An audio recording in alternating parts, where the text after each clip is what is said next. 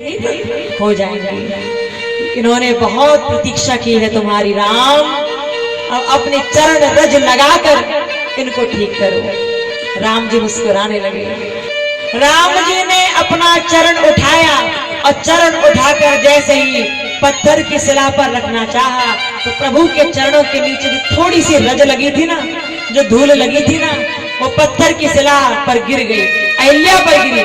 और जैसे ही गिरी तो गिरते ही वो पत्थर की शिला झट से टूटी और टूटते ही उसमें से एक देवी प्रकट हुई, उसमें से माता अहिल्या प्रकट हुई और बार बार श्री राम जी के नाम की जय जयकार करने लगी। रामचंद्र भगवान की जय हो।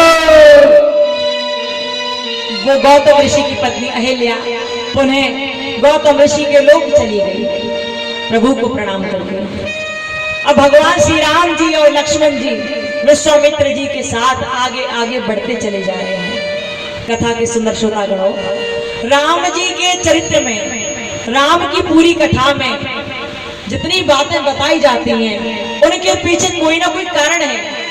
जैसे अभी आपको बताया गया कि गौतम ऋषि की पत्नी अहिल्या श्राप लगने से एक पत्थर की शिला बन गई, इसके पीछे भी कारण था। लेकिन इन सभी कारणों का वर्णन तब करना ठीक है जब बहुत समय हो, राम की कथा हो रही हो, पूरी तरह से 9 दिन का समय हो, तभी इन कारणों का विस्तार करना उचित हो पाता है।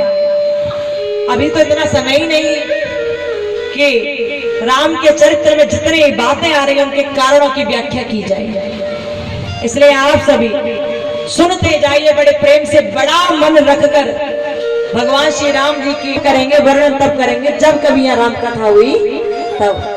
बोले रामचंद्र भगवान की। बोले कि राम लखन विश्वामित्र जी के साथ जनकपुरी में चले गए और जब जनकपुरी में पहुंचे तो राजा जनक को पता चला कि विश्वामित्र जी के साथ 2 बालक आए हैं। राजा जनक उन बालकों को देखने के लिए आए और जैसे राम लक्ष्मण को देखा तो देखते ही रह गए। आहा, कितने सुंदर बालक हैं, कितने सुंदर नजर आते हैं ये दोनों बालक। राजा जनक ने विश्वामित्र जी के चरणों में शीश नवाया और कहा, गुरुदेव सन्यासी महाराज आप कृपा कीजिए, मैं चाहता हूं कि आप इन दोनों बालकों को लेकर आए वहां सीता के स्वयंवर में। इनके दर्शन करके सारी प्रजा प्रसन्न होगी, आप इन्हें लेकर आए। जनक के मन में बात चलने लगी कि ये राम ही मेरी पुत्री सीता का वरण करें। राजा जनक चले गए वहां से अपने घर। इधर विश्वामित्र जी को और राम लक्ष्मण को सुंदर तरह से रोक दिया गया, जनकपुर के एक चौवाड़े में प्रेम से रखा गया। शाम होने लगी, रात हो गई, अगला दिन हुआ और जब अगला दिन हुआ देवी सीता के स्वयंवर की पूरी तैयारियां थी।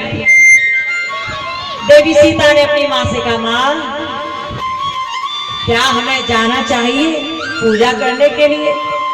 माता सुनेना ने कहा, हाँ सीता, गिरिजा मैया की पूजा की जाती है हमारे यहाँ, आप जाएं और जाकर गिरिजा मैया की पूजा करके आए। देवी सीता चली गई पुष्प वाटिका की ओर। वहीं पुष्प वाटिका में एक सुंदर सा सरोवर था और वहीं थोड़ी दूरी पर ही एक प्यारा सा मंदिर था जिसमें माता गिरिजा विराजमान थी। उसी मंदिर में पूजा करने के लिए देवी सीता चलने लगी और इधर भगवान श्री राम जी और भगवान श्री लक्ष्मण जी गुरुदेव की आज्ञा पाकर पुष्प वाटिका में से पुष्प चुनने के लिए आ गए। बड़े प्रेम से राम और लक्ष्मण फूलों को चुन रहे हैं, फूलों को तोड़ रहे हैं और चुन चुन कर अपने डलिया में रख रहे हैं पूजा के लिए। इधर देवी सीता सखियों के साथ मंदिर में आई। अब सीता की सखियों में एक सखी बहुत ज्यादा चतुर थी। वो मंदिर में से निकलकर पुष्प वाटिका में भ्रमण करने लगी और जब पुष्प वाटिका में घूमने लगी तो उसने क्या देखा कि 2 सुंदर से बालक हैं, 2 सुंदर से पुरुष हैं।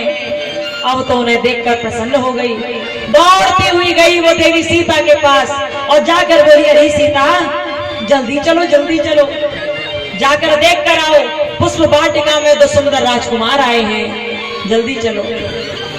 ये सुनकर देवी सीता चलने लगी वहीं जहां पर राम और लक्ष्मण थे। देवी सीता वहां पहुंची, उन्होंने देखा कि कहीं फूल हिल रहे थे, कहीं पेड़ की डालियां हिल रही थी। सीता जी समझ रही थी कि यही है वो परमात्मा, यहीं पर है वो सुंदर पुरुष, वो सुंदर राजकुमार। इधर भगवान श्री राम जी लक्ष्मण जी को बता रहे थे, लक्ष्मण सीता जी बहुत सुंदर होंगी, इसलिए उनके स्वयंवर की तैयारियां हो रही हैं। लक्ष्मण बोल रहे थे, भैया जरा सोचकर बताइए कैसी लगती होंगी देवी सीता, कैसी लगती होंगी। राम जी मन ही मन मुस्कुरा रहे थे और मन से ही सीता की सुंदर छवि का वर्णन कर रहे थे। सोच रहे थे, देवी लक्ष्मी बहुत समय से आपको देखा नहीं मैंने, आज बहुत समय बाद आपके दर्शन मुझे होंगे। राम जी मन ही मन ये सोच रहे थे और लक्ष्मण को सीता जी के बारे में बता रहे थे। तभी